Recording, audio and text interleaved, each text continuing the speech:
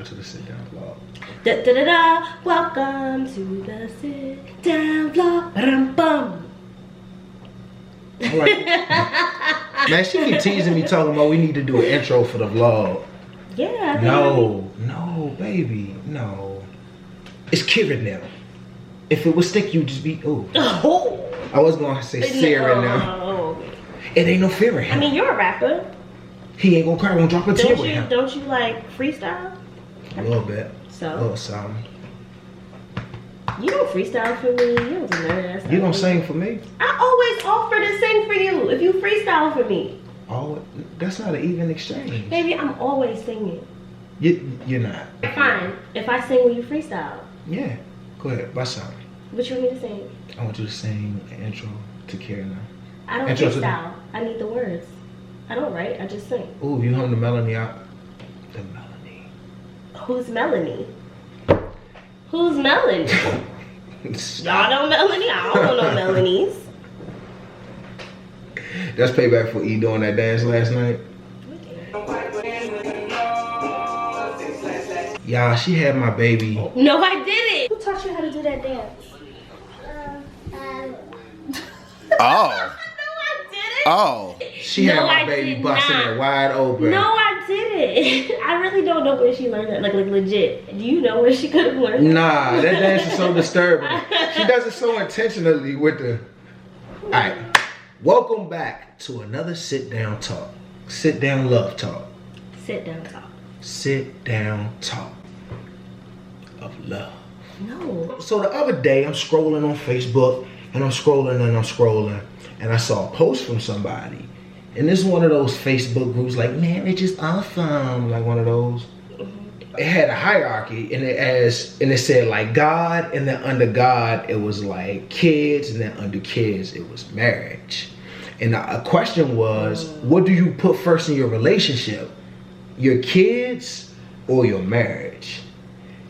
And I read the comments, you know, everybody saying something different. You gotta put your kids first. No, you gotta put your spouse first. And I asked Noémie, I want y'all to guess. We're gonna put a little thing up here. Do you think we had the same answer, or do you think we had a different answer? I'm gonna give you a second. Go ahead and put your answer up there, because I wanna know what you think. And you can give your explanations in the comments if you really want to explain it. That girl vlogging. I asked her and we had the same answer. Yep. And that answer is, we put the marriage first. Yeah. What? Before we even move on, let me just preface it with this. There's no wrong answer. I think it just depends on the nature of your relationship. Exactly. And how your marriage flows. Some people may put the kids first, and that's fine if that works for you. But for us, it just doesn't make sense any other way to me for my life. Like, I totally see how other people might, you know, have a different answer, but this was my answer before I got married. This was something that my parents taught me, like, explicitly. This is something that my family talks about, like, often.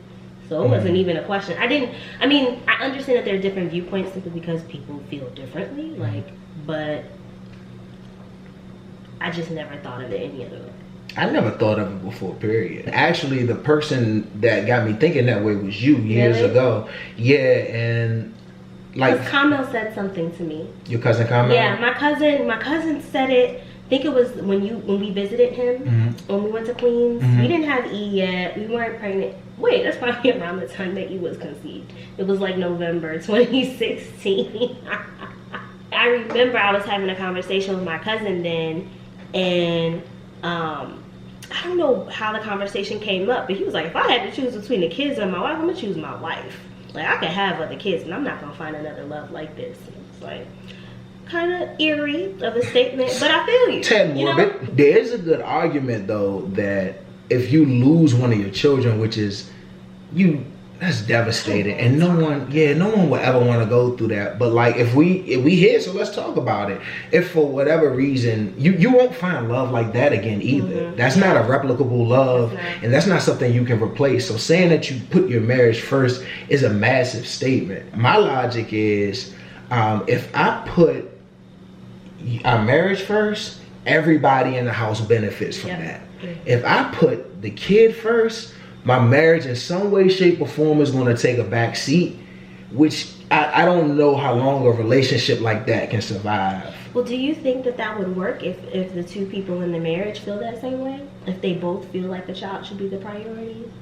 Yeah. I feel like what you're saying is if one person puts the marriage first and the other one puts the kids first, that can, you know, be some type of tension in the relationship. But what if both people agree to put their kids first?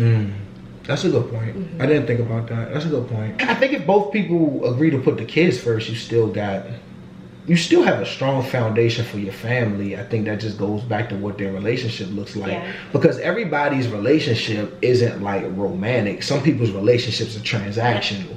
And I think, you know, because of Instagram and because of pages like ours, people just, yeah, man. One day we gonna really get into what that means. Yeah. I think because of those pages and people see like these really overly romanticized gestures of love, people just don't really give the same value to the kind of love that isn't maybe as warm and mushy and that's as true. Extravagant. Yeah, if it's not big, it's not worth it. Or if, you know, hey, my queen, I'm trying to build an empire with you. That's how dudes talk now. I'm trying to find a queen.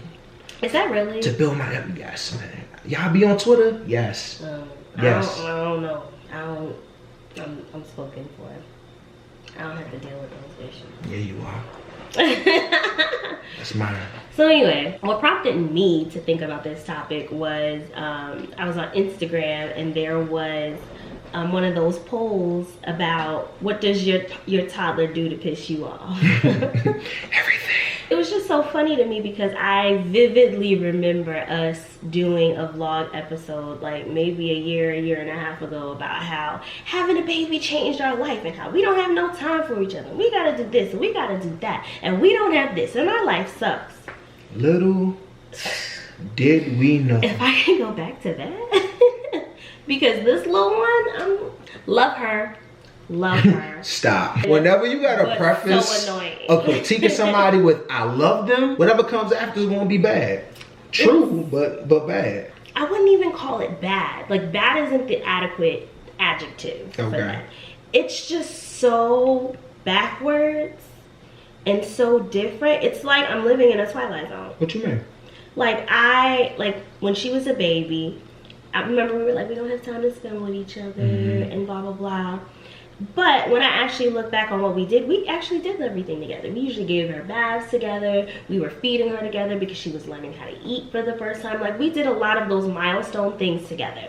Now it's like a wrestling match and we tagging each other in and out. If it involves Emery and it's like a routine thing, we're not doing it together. Nah, somebody needs to reserve their energy for whatever comes next. It's literally like, all right, I'm gonna do dinner, you do the bath, I'm gonna read the story and you put her down. Like it's very, like that part of our relationship is very transactional. It is. And I feel like when she was a baby, it was like experiencing, you know, being parents for the first time. Now it's just like, you look crazy right now. You know, like you go to bed, I'm gonna go handle this, but you got her in the morning. You know what I mean? Like it's a very, like, I think we do a better job at checking in with each other and kind of seeing each other's temperature and where we're at. But what ends up happening is now I'm fully exerting myself to this little moment with E, whether it's giving her a bath or whatever, or taking her to school, that when I do come home, I don't want to spend time with you. I want to be left alone. Like, leave me alone.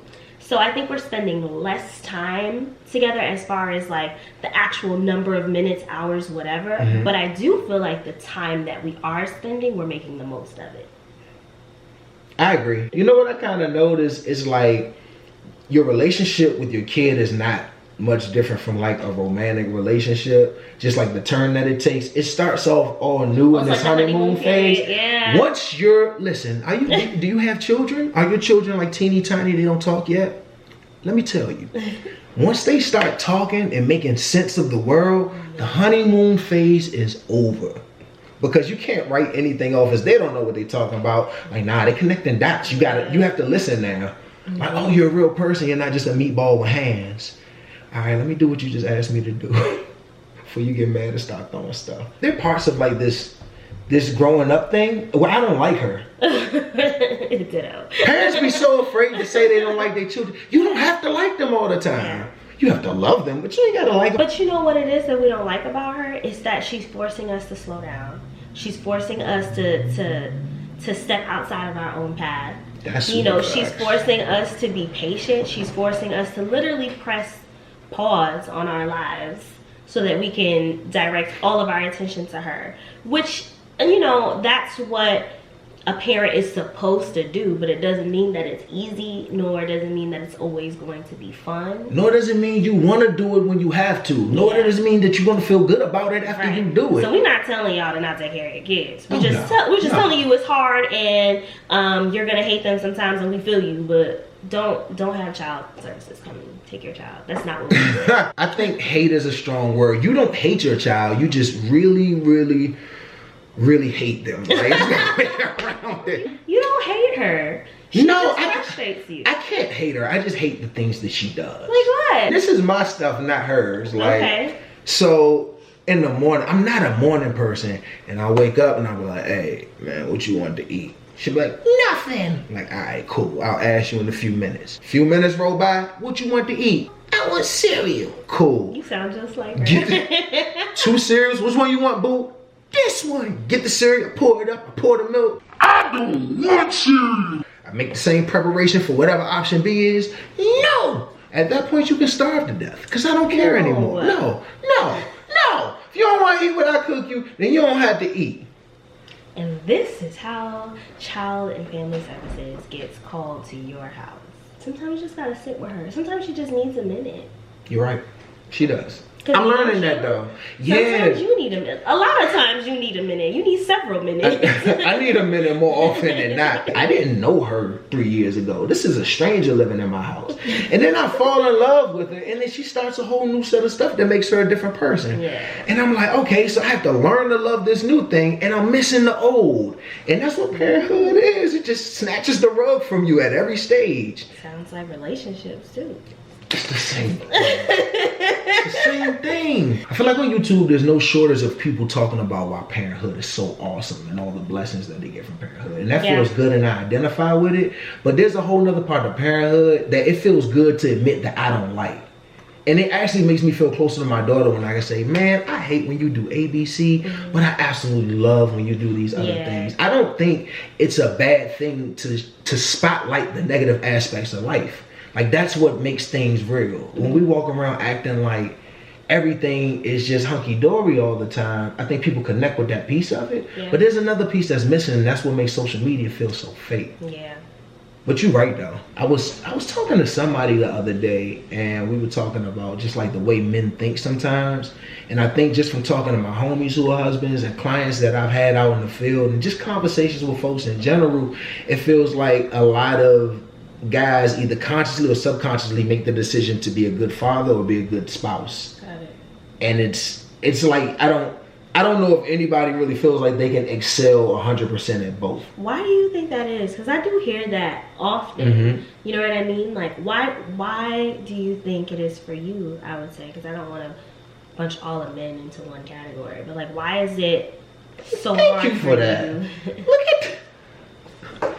at goals over here. Learning. You often talk about how difficult it is to do both at the same time, or like you feel like you spending or you focusing so much on fatherhood, you feel like you're not focusing as much as being a husband. Like, do you not think they could work at the same time? I think they can. I just think I'm really impatient with what that process looks like. Like the married men that I know that are really good at marriage, they've been married for a very long time. Yeah. And I think I put a lot of unnecessary pressure on myself to kind of be that now because I know what it's supposed to look like. I'm just not there yet. So a lot of that's me. That's my bad.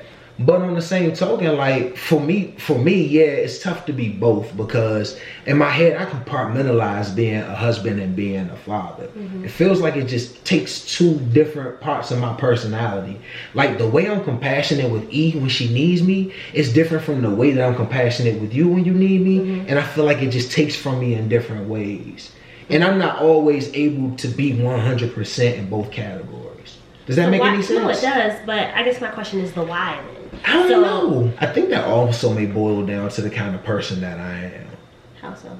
You know I don't multitask well. You know what's so funny? My next question was gonna be, is it because you think you don't know how to multitask? I don't, Noémie, it's not that I think I don't know how to multitask. I have 33 years of evidence that I am a terrible multitasker. How are you gonna get through life? We have to figure out, like, I don't know. You don't have to be great at it. We just gotta, work towards it. Might explode any minute. I don't know. I might not make it. I really want to get to the bottom of this. So what do you feel like what does it take to be there 100% for Emery? Like, is it like the time away from focusing on yourself?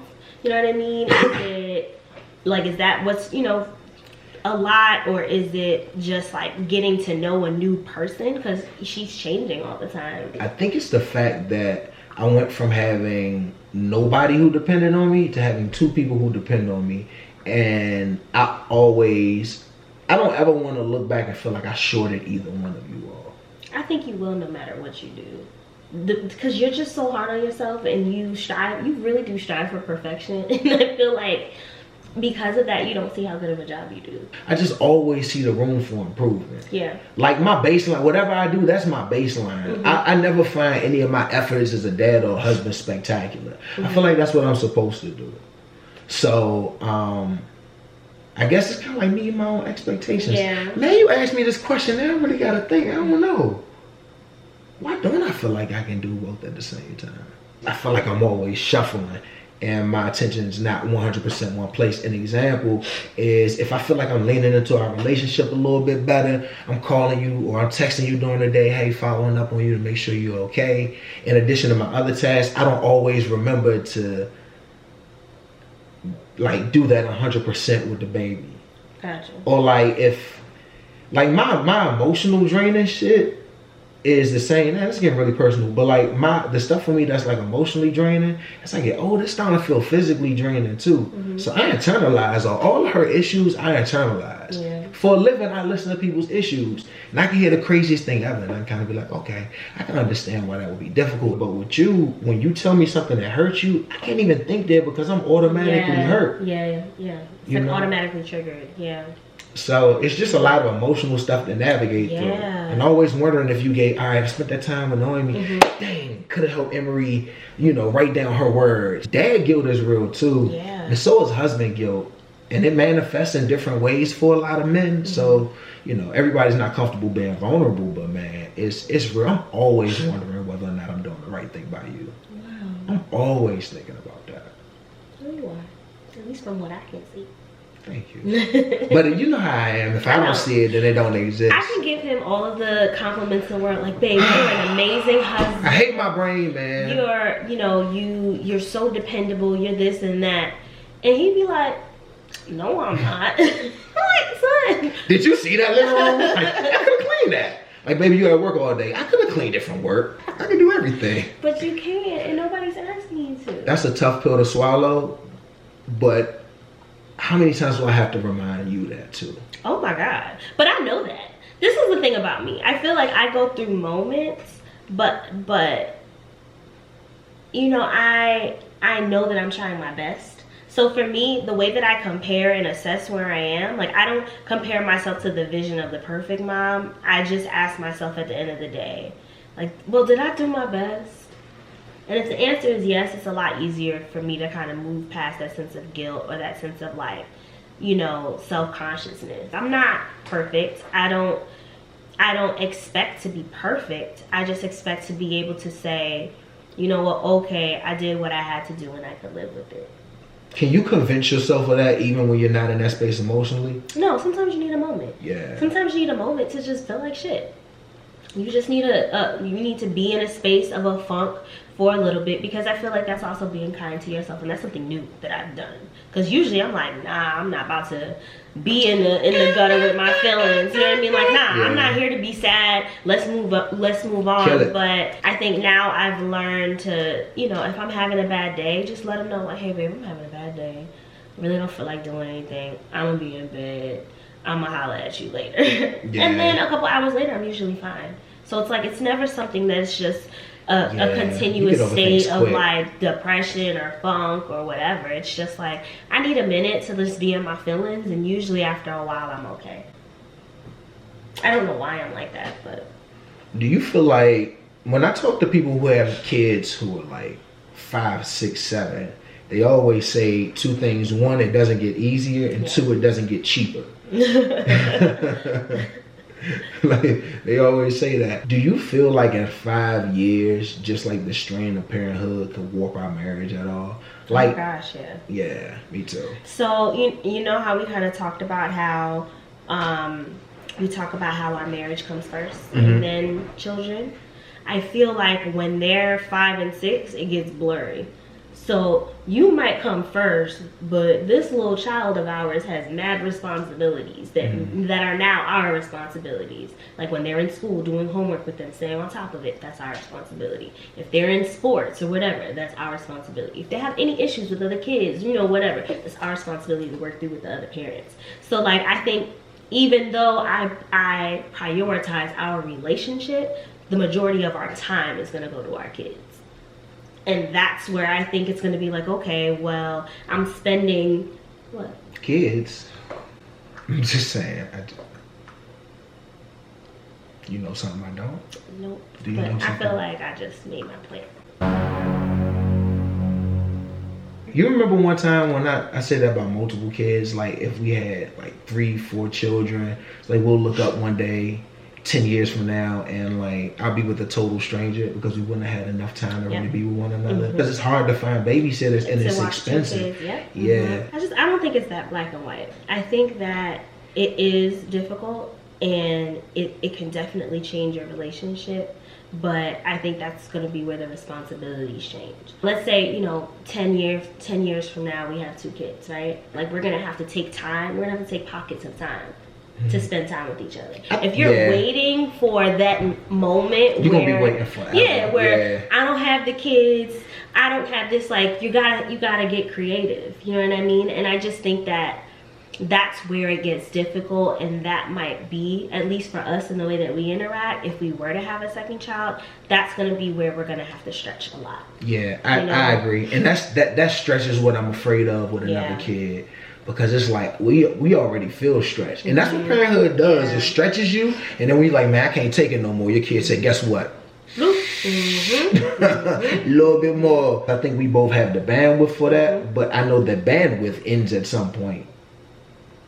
Does it? I don't really want to. See, that's my thing. I feel like I don't know what I can do. I don't know how far I can stretch. If I was basing my life on what I thought I could do at any given moment, I wouldn't be where I am today. Facts. So I think that, like, at least for me, like I just try to live in the moment as much as I can. Pregnant 28-year-old Noémie would never think that I'd be able to handle what I'm doing now. Yeah. Like, never. You remember when you thought you wouldn't be like a loving and warm mom? I really thought, because I'm not, I mean, I never felt a connection to a child like that. Like, I loved my students, but they went home. They went home. But to, like, you know, be with your child for 24/7, like, I didn't know what that would feel like. I didn't feel that emotional connection to her when I was pregnant, and I especially did not feel that emotional connection to her like immediately after she was born. There was no like rush of emotion. I saw it in you. You were over there boo-hooing. I'm just like, why don't I feel that way? All right, I didn't. I was boo-hooing. I have the video. So do I. What you mean? But anyway, you were emotional. Like you were emotional, and I didn't understand like why I didn't feel that way too. Well, you were also busy getting your vagina sewn back together. But I couldn't feel it. I could see it. It was crazy, just Babe, like. That has nothing to do with my feelings right now. I'm sorry, it's just, I can't believe that happened. Right. Well, back to me. I struggle with that because I didn't feel that way. Yeah. And like. Do you still feel guilt because of that? No, I no longer feel guilt because I understand it. I think because the rush of emotions came much later. Like, I can't tell you, I can't pinpoint when it happened, but I know it's there. I know when it happened. When? I think she breastfed Booby for the first time, and she actually latched, right? Okay, let me tell you the truth. That is absolutely not what happened. Oh, that's not what happened? She latched for the first time, and I was like, hell no, I'm not doing this. It hurts. something don't feel right. I called the nurse and I'm like, I can't. And the nurse was like, you're gonna have to try. And I was just like, there's nobody here but us. I was so scared. I wouldn't say that was the moment when all the emotions came, but it was definitely the first peak. Cause then she just looked at me and I was like, damn, son, like man, what instruction manuals for this thing? Like, I don't know what I'm doing. I was like, so I was like, I'm so sorry. Like, I don't know what I'm doing, but that, I don't think you doing it right. Like, this don't feel right. It wasn't comparable to like my girlfriends with kids and the way that they would talk about their children. It just wasn't that. It wasn't that. And like, I think for us, it was just gradual. And I think that has a lot to do with my personality as well. I'm not an emotional person in that sense, where it's just like, oh my God, I'm just so overwhelmed with feelings and I want to like talk about it. Like, that's just not who I am. So, but it doesn't mean that I don't feel those ways about people. Of course. So I think like with me and E, it just kind of happened over time.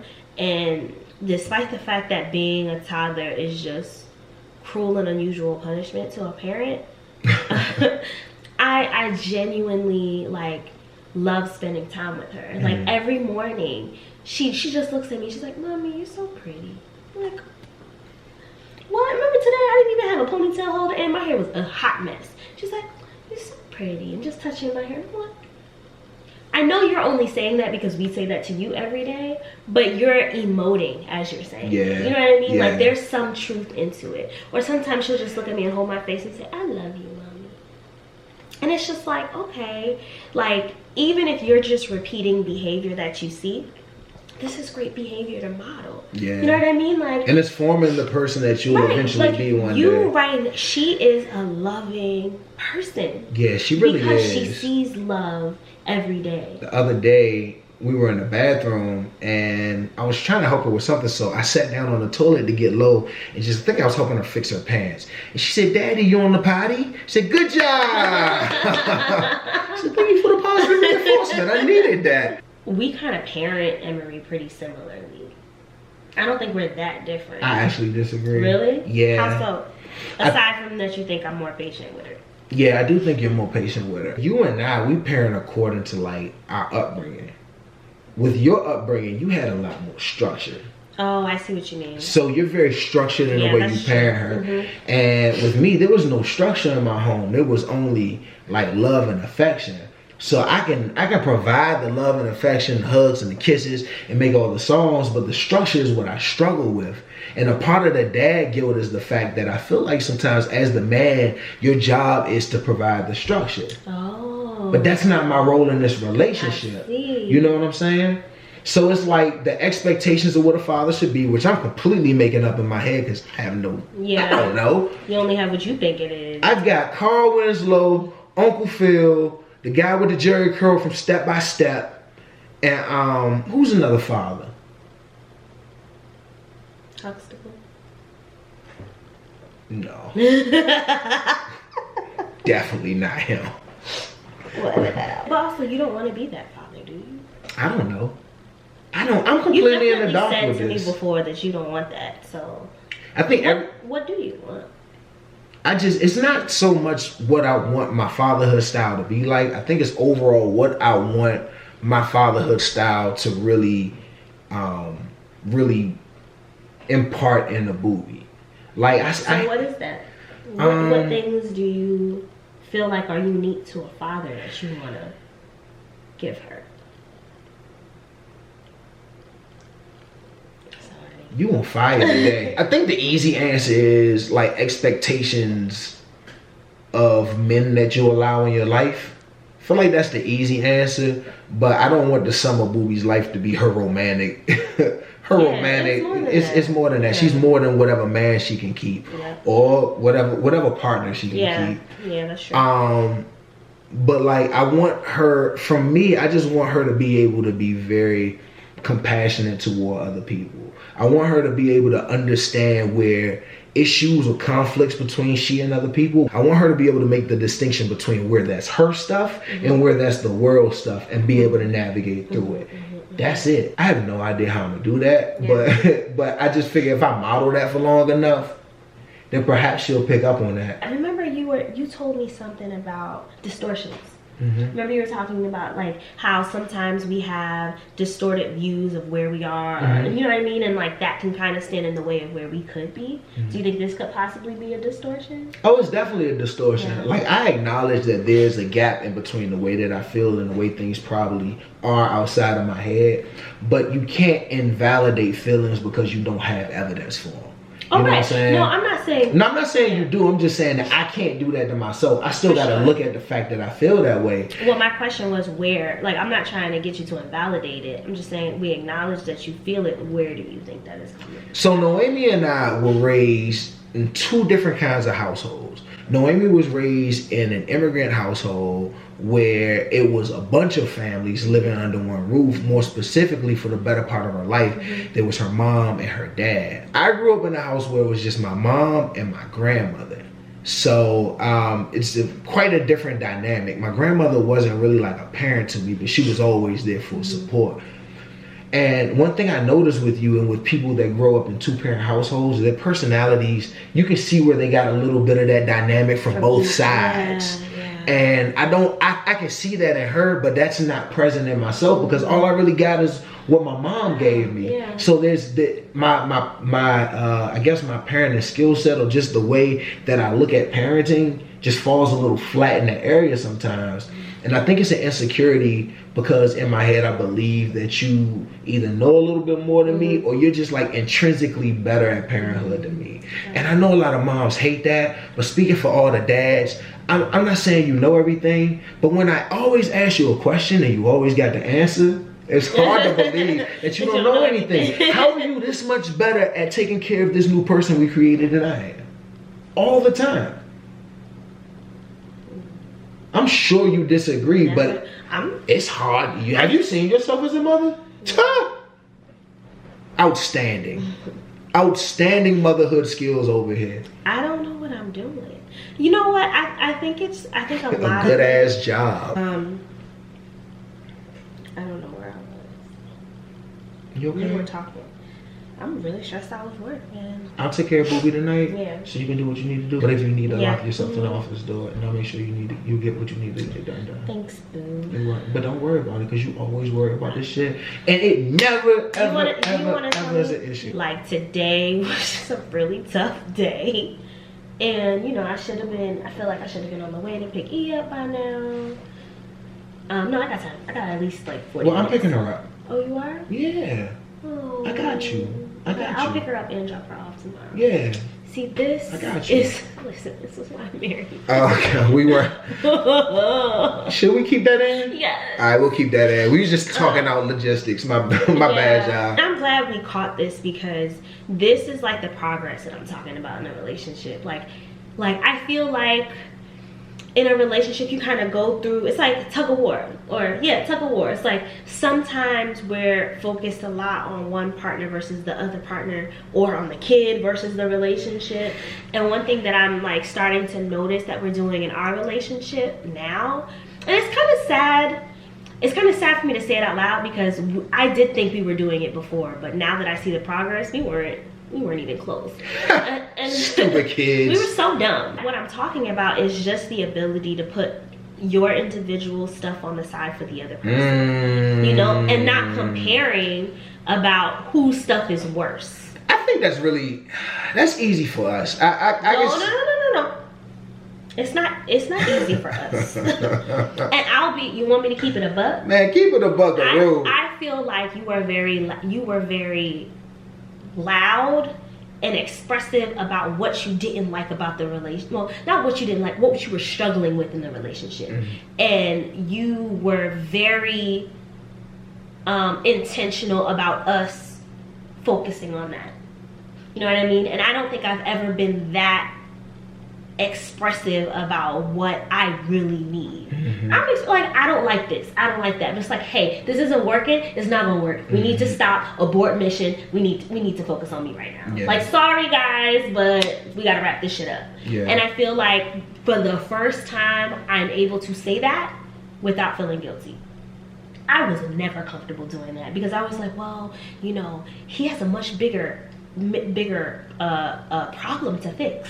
I mean, he has a lot more stuff that he has to work through. The undermining yours for the sake of other persons. You undermine your own shit. This speaks to the whole nuance of relationships and why they're so complicated. Here you are, you have a person who listens to feelings for a living, who can ingest and interpret feelings, and who will pretty much give you license to do whatever would make you happy. Yet you're still uncomfortable by saying, hey, stop the presses, this is what I need. And in turn, what happens is you internalize it for a long period of time. And had you not been in a space to be like, you know what? Listen, kid, like I need this from you in order for everything to work right. Had you not stopped and done that, it'd be 10 years later and you got all these repressed feelings that we can't even walk back. They so baked in there that it come with the cake. Like it's and I don't want that. I'm glad that you feel comfortable, but baby, don't ever in your life go too long without telling me about the things that you're uncomfortable with, or like telling me the things that I can do to kind of make your life a little bit easier. Because like with Boob, like, you know, I'm obligated to her. Like I own her. You know what I'm saying? Like she's technically my property. Yeah. You are not. Yeah. You know what I'm saying? You're not my property. And I don't always keep in focus the fact that I need to stop and pay attention to you like I do to her. Yeah. That's probably where my issue is. Yeah. I feel like because she can't do anything for herself, I have to do everything for her. And sometimes when you ask me to do something, because I'm so overextended doing stuff for her, I'm like, you should be able to do this yourself. Mm-hmm. And that's unfair. Yeah. That's unfair. We don't have that much time for each other, so we gotta get this shit off our books quick. Yeah. When the issue like this happens, please, let's put it on the table so we can handle it, get it off, and get back. We can't let things sit for too long, because resentment is a mother. It's like a silent killer. It just sits there and it just like infects your body slowly. Mm. And then by the time you want to address it, you're done for. You don't even care no more. And that's it's not even fair to nobody else. It's unfair to everybody in the relationship now. Going back to like Emery and how she's affected our relationship, I was thinking about my aunt called me, and my aunt talks a lot of trash. One of my aunts, that's what she do. She's a really good shit talker. And she said something about Noémie and I getting married the right way. Not getting married the right way? Yeah, she said something about us not getting married the right way. So, you know, you meet someone, you court, whatever in God's name that means anymore, and then y'all get into a serious relationship, you propose, you get married, you have children, you buy a house. We ain't do it in that order.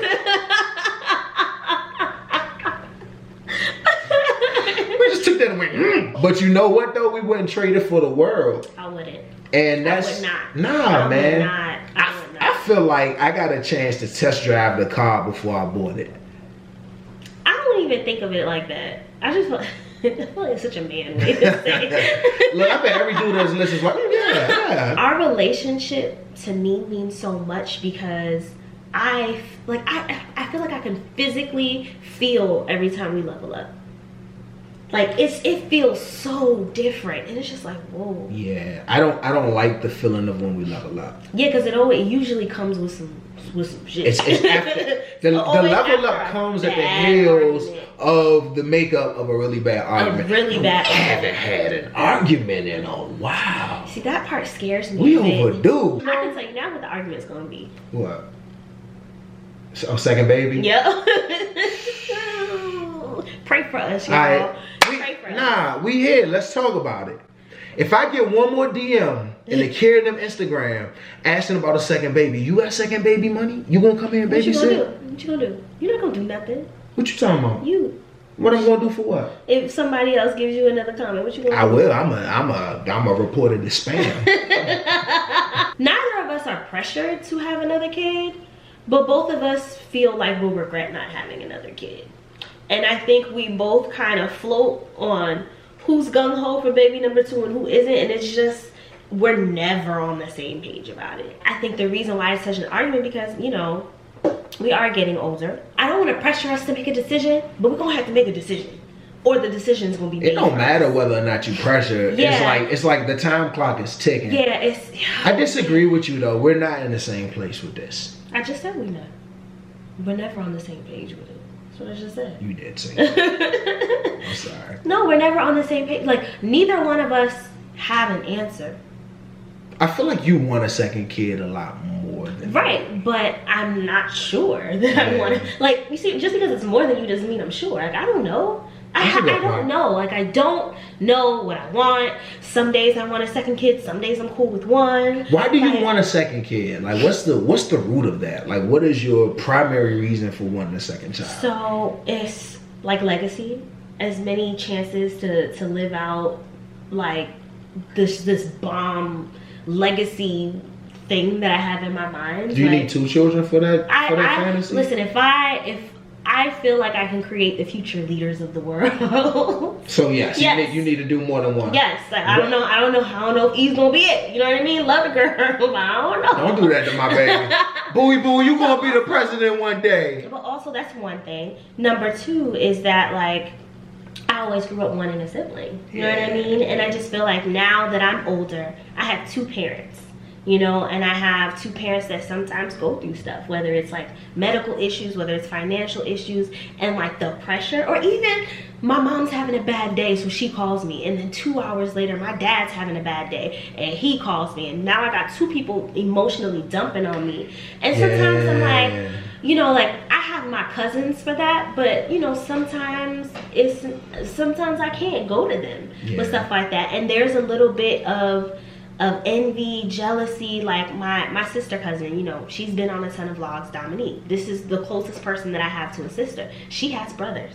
You know, when she's going through stuff, she goes to her brothers first. You know, and then they can, you know, make a decision as a family about how to, you know, handle whatever issue that they're having. It's like, I don't have that.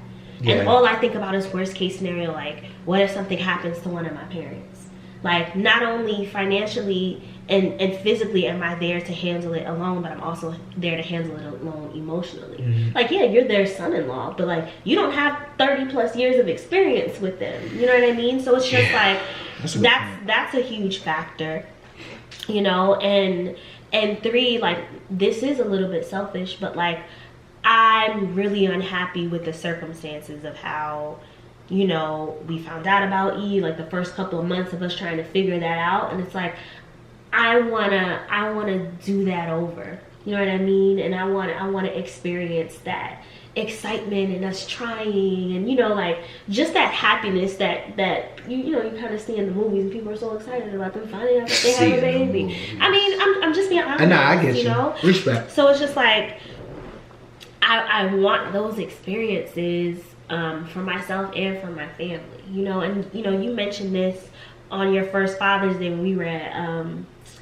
at brunch or something, and like, you know, 50 years from now, we're sitting at a table with our children and our grandchildren, and you know, they're celebrating, you know, Father's Day or Mother's Day, or like, you know, like, I want those experiences. I don't know what they feel like. Maybe people who have them are just like, y'all is really not that great. You know what I mean? Like, I don't think anybody who's sitting around their babies and their babies' ever feels like it's not great. And I didn't realize I wanted it until that very moment. Yeah. And that was only 2 years ago. Yep.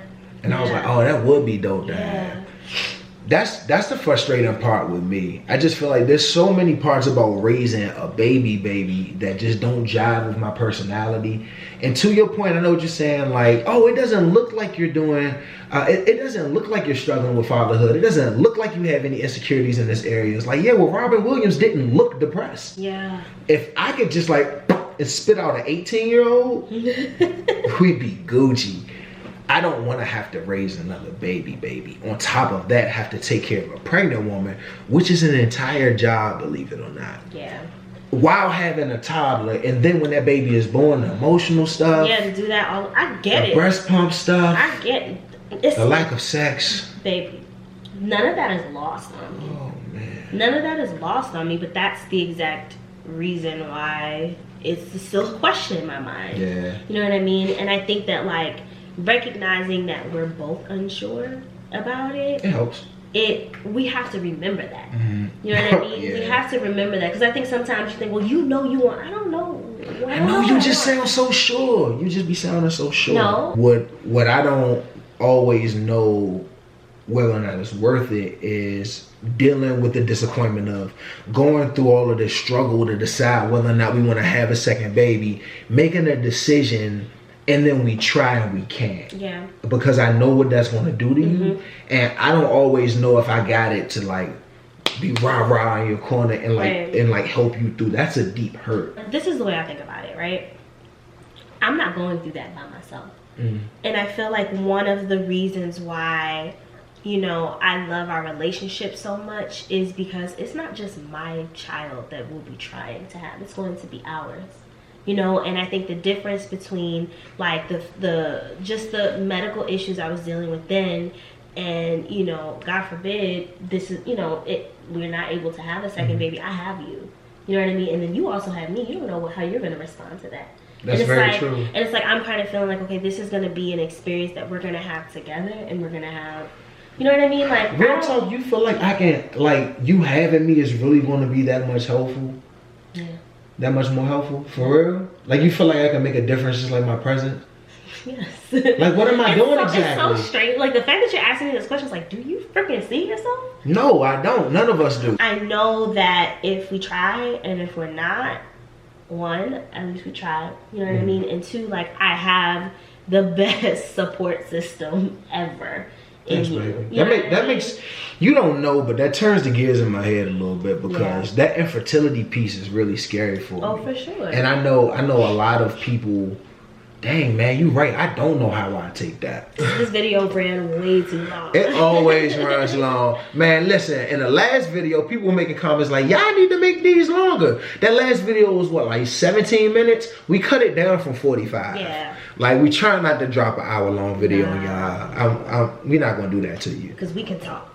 But you know what we are going to do to y'all? We're going to say goodbye. So thank you so much for watching this video. Shout out to everybody who sees us in person and shows us love, or asks to take a picture, or just stops and gives some level of appreciation for like all the stuff that we're doing right now. We thank y'all, man. I have a plan. That means a lot. What's up? And if you're in the DMV area, or if you visit DC at all, make sure to follow us on Kier and Them. 2020 has been an amazing year for us, and we've been pretty blessed to be doing a lot more like public and social events, and we would really love to include y'all and invite y'all. So we'll be posting a lot more of what we're doing on our Instagram page at Kier and Them. Definitely follow us there. Also, if you haven't already subscribe, but also hit the bell. So one thing that I noticed today, what you noticed, is if you hit the bell, there are options. So you can get notifications for all of the videos, or notifications for customized. Ooh. So make sure when you click it, you make sure you get notifications for all of the videos, so you know exactly when we post.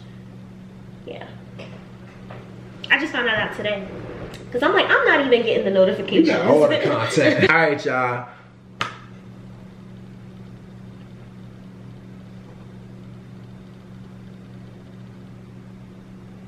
Why are you being weird?